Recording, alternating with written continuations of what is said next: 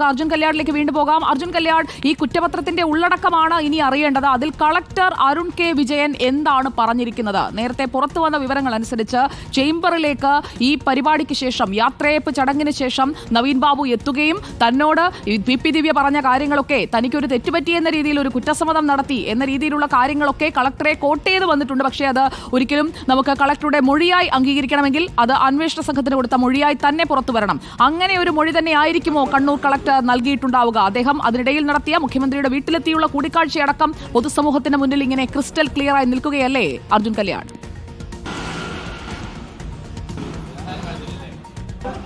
തീർച്ചയായിട്ടും സുജിയ, ഒരുപാട് ദുരൂഹതകൾ ആദ്യഘട്ടം മുതൽ തന്നെ സംശയിക്കപ്പെട്ട ഒരു കേസ് കൂടിയാണ് ADM നവീൻ ബാബുവിൻ്റെ ആത്മഹത്യയും തുടർ വിവാദങ്ങളും എല്ലാം തന്നെ.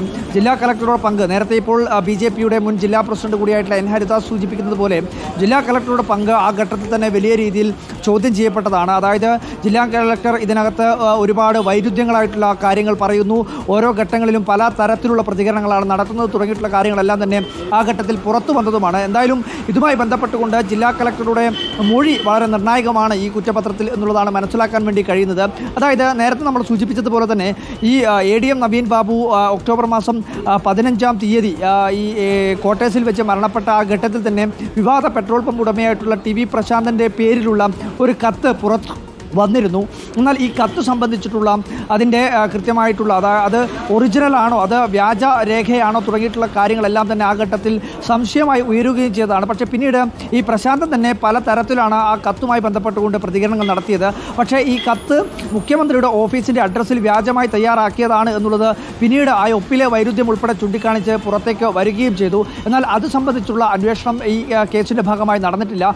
അതിനു പുറമെ ഇതിനകത്ത് ഈ കുടുംബം, നവീൻ ബാബു മരണപ്പെട്ട് ആശുപത്രിയിൽ അതിൻ്റെ ഇൻക്വസ്റ്റ് നടപടികളും പോസ്റ്റ്മോർട്ടം നടക്കുന്ന ആ വേളയിലുമാണ് കുടുംബം പത്തനംതിട്ടയിൽ നിന്നും കണ്ണൂരിലേക്ക് എത്തുന്നത്. നവീൻ ബാബുവിൻ്റെ സഹോദരൻ പ്രവീൺ ബാബു കണ്ണൂർ പോലീസ് സ്റ്റേഷനിൽ ഒരു പരാതി നൽകിയിരുന്നു. ആ പരാതി ആദ്യഘട്ടത്തിൽ പോലീസ് സ്വീകരിക്കാൻ വേണ്ടി തയ്യാറായിട്ടില്ല. ആത്മഹത്യാ പ്രേരണ കുറ്റം എന്നുള്ളത് മാത്രമാണ് ഇതിനകത്ത് അന്വേഷിക്കുകയും ചെയ്തത്. ഒരേ ഒരു വകുപ്പുമാണ് ഇതിനകത്ത് ചുമത്തപ്പെട്ടിട്ടുമുള്ളത്, അതായത് ആത്മഹത്യാ പ്രേരണ കുറ്റം എന്നുള്ളതാണ്. ആ കാര്യങ്ങൾ മാത്രം അന്വേഷണ വിധേയമാക്കുക എന്നുള്ളൊരു നടപടിയാണ് പോലീസിൻ്റെ ഭാഗമായി സ്വീകരിക്കുകയും ചെയ്യുന്നത്. എന്നാൽ ഇതുമായി ബന്ധപ്പെട്ടുകൊണ്ട് മറ്റൊരു പ്രധാനപ്പെട്ട കാര്യം, ADM നവീൻ ബാബു കൈക്കൂലി വാങ്ങി എന്നല്ലെങ്കിൽ കൈക്കൂലി നൽകി ADMന് നൽകി എന്നുള്ളതാണല്ലോ ഏറ്റവും പ്രധാനമായി ഉയർന്നു വന്നിട്ടുള്ള ആരോപണം. അത് തെളിയിക്കത്തക്ക രീതിയിലുള്ള ഒരു തെളിവും ഈ കേസിൻ്റെ ഭാഗമായിട്ടുള്ള അന്വേഷണത്തിൻ്റെ ഒരു ഘട്ടത്തിൽ പോലും ലഭിച്ചിട്ടില്ല എന്നുള്ളതാണ് ഈ കുറ്റപത്രത്തിൽ ഉൾപ്പെടെ ഉള്ളത് എന്നുള്ളതാണ് മനസ്സിലാക്കാൻ വേണ്ടി. കോടതിയിൽ സമർപ്പിക്കുക. ആ കുറ്റപത്രത്തിന്റെ ഉള്ളടക്കത്തിൽ കളക്ടറുടെ ഭാഗം, കളക്ടർ കൊടുത്തിരിക്കുന്ന മൊഴി എന്താണ് എന്നതാണ് നമ്മൾ ഉറ്റുനോക്കുന്നത്. കണ്ണൂർ കളക്ടർ അരുൺ കെ വിജയൻ നവീൻ ബാബുവിനെതിരായ ഒരു മൊഴിയാണോ നൽകിയിരിക്കുന്നത് എന്നതറിയാനാണ് കേരളം കാത്തിരിക്കുന്നത്.